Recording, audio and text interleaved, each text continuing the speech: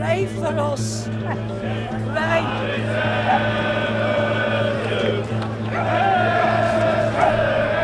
Oh, thank you very much. Do you need any change? No. Cheers. Thank you. Thank you. People are kind, you know. We're not saying that food banks are the answer. Everybody knows food banks aren't the answer, but it helps. It helps people. Yeah.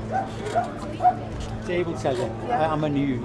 I had a bad accident years ago. People looked after me, so Oh, it's the same. cheers. Thank you. It is the same, yeah. Isn't it? Yeah. Thank you. The world has never seen, and it's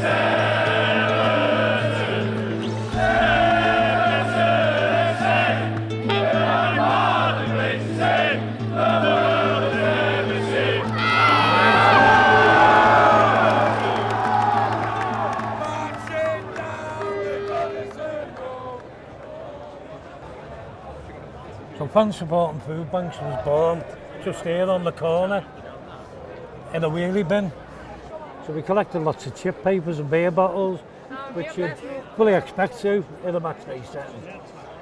However, there was like half a dozen, possibly 8 bags of food in there, which made it worthwhile. So we thought, well, what do we do now? So what do we do now is we replicate it the following week at Anfield.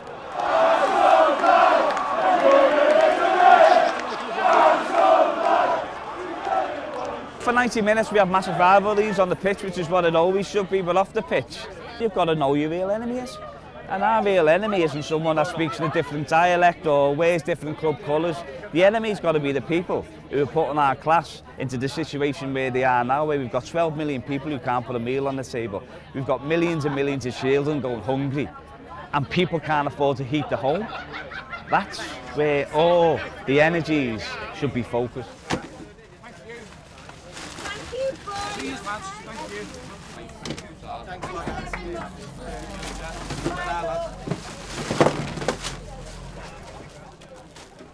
We've got cereal, corned beef and coffee. Fantastic. And tuna? Tuna. So it's a really good combination. Yeah. Tuna, don't need to heat. Corned beef, open, sliced, cereal, bit of milk, and everyone wants a cup of coffee. We're grateful of absolutely everything. If one person bought one tin, we'd have 40,000 tins. Yeah. Why did you give them a donation? Because I'm working class and we've got to look after each other. No one else is going to look after them. So that's the way the life is now, isn't it? We're not getting looked after by the government, so we've got to look after ourselves and others in the same level as us. I mean, the fact that they're food banks, it tells you that there's some people doing a good enough job. There's some people in this country that's struggling. It tells you that the economy doesn't work for everybody. Fuck the Tories. We are allowed to say that, yeah? Tories do not do anything for Merseyside and never have, never will in my lifetime. So everyone does what they have to do, even across the park. So our noisy neighbours, yeah, they're the same, yeah. There's no football has no colours when it comes to hunger, does it? But the next few years is going to be a struggle, isn't it? We just do what we do. We fight the good fight. This will not fill our 4 pantries because we have so many people now coming to the pantries. The food's gone in a matter of minutes. Cheers, Lucas, mate. £60 the little boys just raised. And I've got 85 here. I actually had to have help off the food banks a couple of years ago myself. A couple of little bits of bad luck. You know, it doesn't take much in this day and age to be really in trouble, to be honest. And, you know, having to try to feed the kids and things like that, it's worrying. What do you want them? Lovely. Keep up the good work, girls and boys. Thank you very much. We always need babies. That's 50 trays already. Is it? Yeah, I will. I'll wait for him so we can go and have a pint. If he deserves a pint. Oh, I Yous have done nothing. Yous have done nothing. Our mission statement says, close us down. Yeah, right. And that's our ultimate goal. We're football fans, we're football supporters. I'm not talking about the love of my life, Everton Football Club, you know what I mean? Not back to gobshites.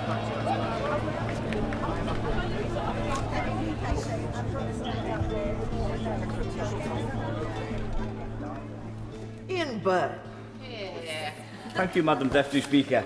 A few days before the Queen's speech was delivered, I spoke to a disabled constituent who explained to me how the cost of living and the huge increase in energy bills have left him choosing between heating his home or powering his electric wheelchair. The 5th richest country in the world. This is an emergency, life and death for many, which demands serious solutions, not tinkering with a system that's utterly broken for millions. That's why we need to legislate for the right to food. We need enforceable food rights to ensure the government of the day is accountable for making sure nobody goes hungry. Even though, as you've seen today, it's like a community hub now, isn't it? You know, and lots of solidarity. But this is a stick and plaster to a systemic failing. I sit with ministers and, and I say to them, I'm not on a sectarian mission, I'm on a humanitarian mission. Just listen to us. I'm trying to tell you what's happening in our communities.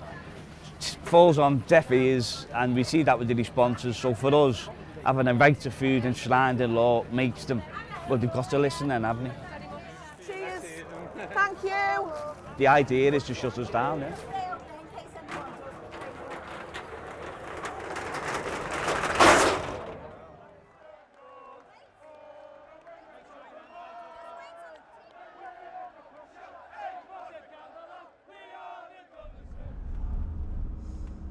So this is the launch of our pantry in conjunction with Everton and the community.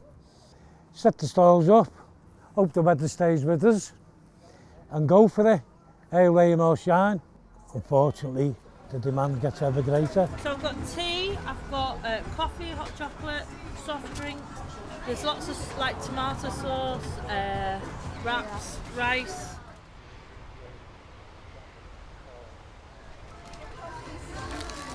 Actually, I think you can get one more item. You sure? Yeah, positive.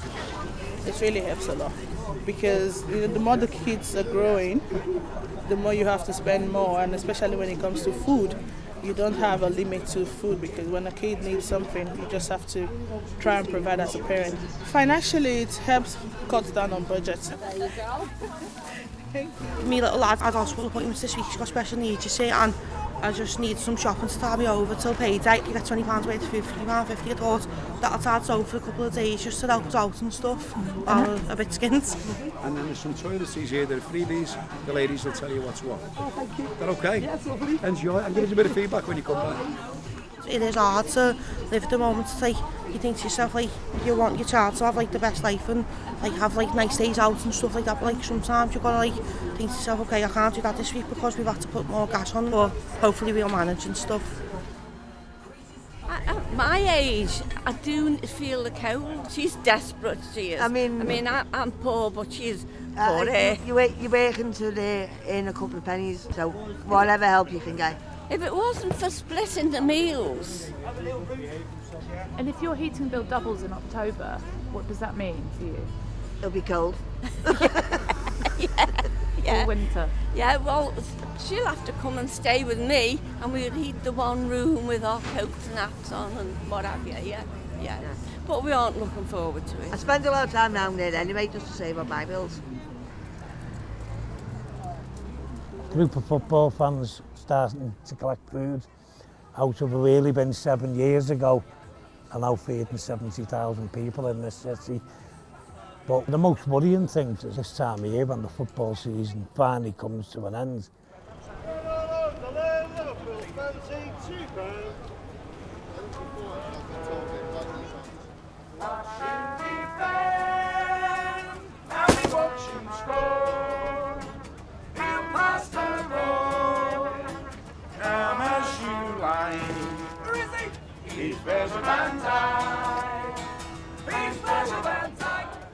Obviously these shut up and we've got plans to try and make sure we can try and fill that void. Because look, we shouldn't be doing this. I shouldn't be worrying about how we're going to fill the void during the season, but unfortunately that's where we are at the moment. Hello, my darling. Thank you so much.